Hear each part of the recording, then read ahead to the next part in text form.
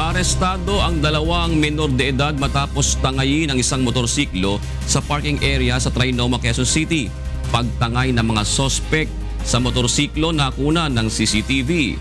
May report si Reynante Ponte live. Morning, Reynante.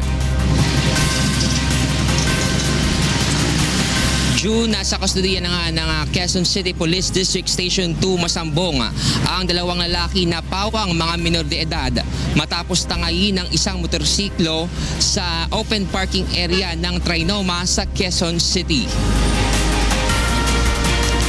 Nakita June sa isa sa CCTV footage ng Police Community Precinct 1 ang pagtangay ng mga ito nitong Lunes mag-aalas 7 ng gabi. Sakay ang 16 anyos na lalaki sa motorsiklo habang papalayo sa lugar.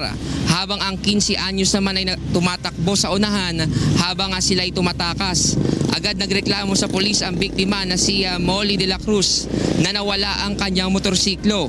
Kaya't nagsagawa ng follow-up operation ng mga pulis kahapon ng hapon sa mga sospek at natunto ng mga ito sa barangay Bagong Pag-asa sa Agham Road.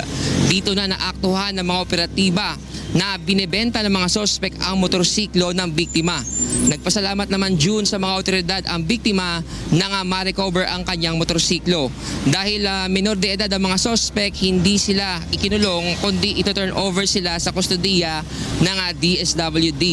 Aminado naman June ang mga sospek na nagawa nila ang krimen dahil nakasolvent sila sa mga oras na yon. Paalala naman ng mga otoridad sa mga magulang na huwag pabayaan ang kanilang mga anak na gumawa ng hindi mabuti, paalalahanan at maging responsable sa mga ito.